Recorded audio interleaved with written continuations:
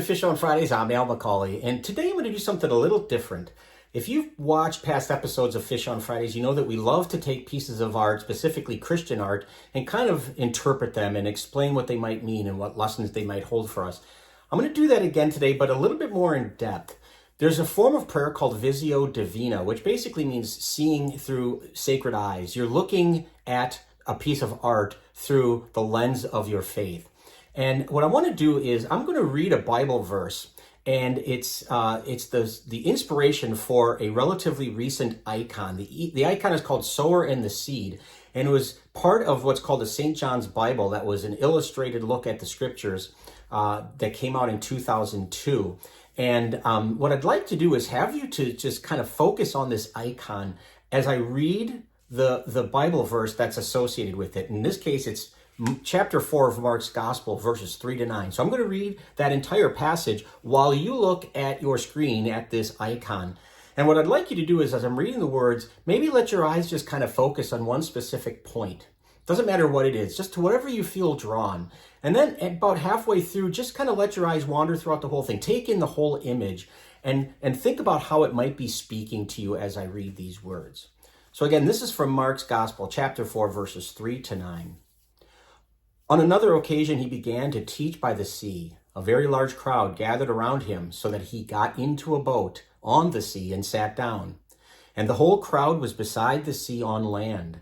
And he taught them at length in parables. And in the course of his instruction, he said to them, "Hear this. A sower went out to sow.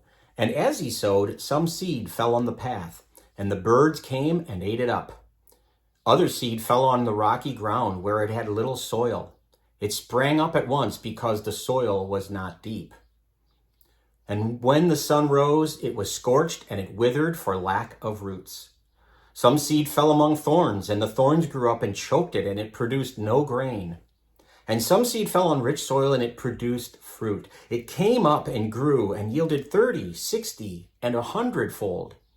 He added, Whoever has ears to hear ought to hear." So that's the Bible verse that's attached to this particular icon. And if we were in person, I'd ask you, to what were your eyes drawn? Why do you think your eyes were drawn to that? What did you see in the image? What did this icon say to you? I've talked about icons before, and I love teaching through icons because they're representations. They're not meant to be factual or historic even. They're meant to be symbolic, highly symbolic. And this is no different. This is the exact same in that history of iconography. So just a few points that I'd like to have you think about when you look at this image. If you notice, the beginning of the passage I read, Jesus is in a boat. And it's interesting because it looks like in this icon, he's almost walking on water.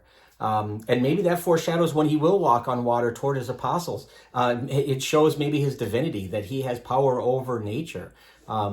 Some people might just see a seafoam green kind of field, and that's fine too. It's just an interpretation. I think it's interesting to note that Jesus in this icon is wearing denim. He's wearing jeans.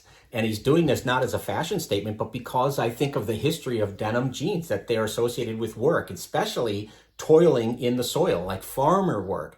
And if you look closely at his knees, the knees of his jeans look like they're worn down, they're faded, as if he's been on his knees doing a lot of work. You know, if you've ever been in a garden, if you've ever done any kind of planting or anything, you know, oftentimes you have to get on your knees. You have to be on your knees to pull out the weeds and to pack the dirt and to fertilize around your plants, all that kind of stuff. So it's not just an easy thing necessarily. You have to get your whole body involved.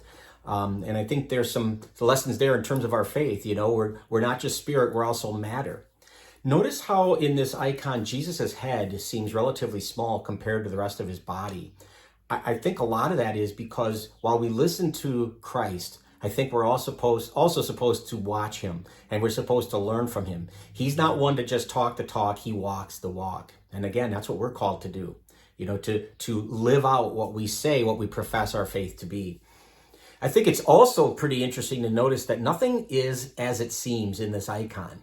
And that's kind of how parables are. Parables are highly symbolic stories to get us to see a certain point.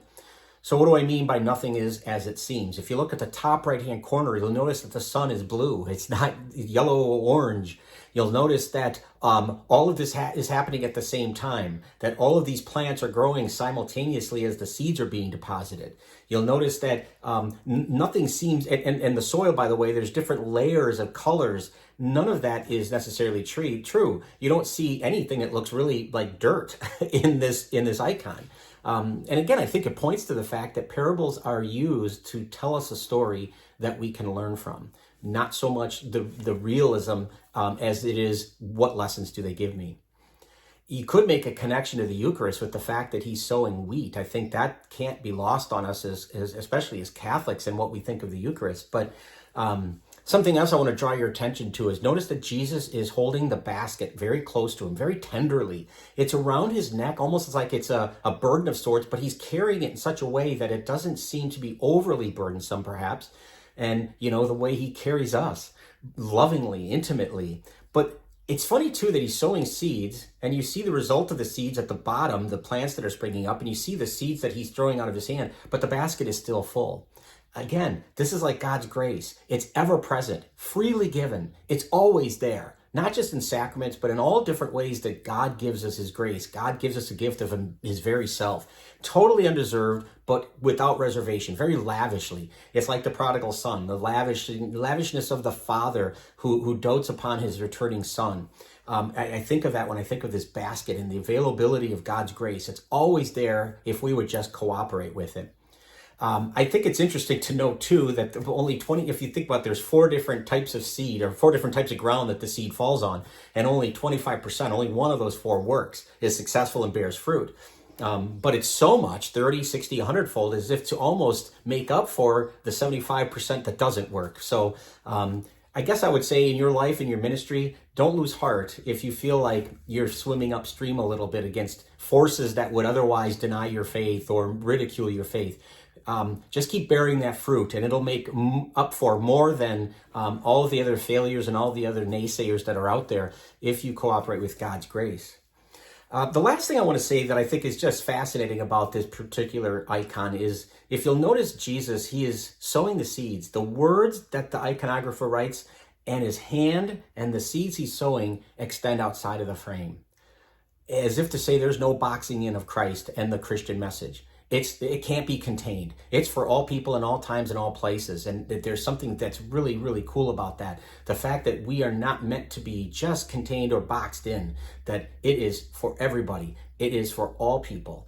And that's really how we have to remember that Christ calls all of us, not just a select few, to himself. All of us are called back to him. So anyway, thanks for doing this little experiment with me, a Visio Divina. It's just a little different, but I hope it was helpful. I hope it's something that if you like, you might want to share with somebody else, just as a potential way to pray, to look at religious art and try to focus in on it and see how God is speaking to you through that piece of art. We would love it if you'd subscribe to our YouTube channel, follow us on Facebook, but either way, please keep tuning in every Friday for Fish on Fridays. Until next time, please be good to each other, and God bless.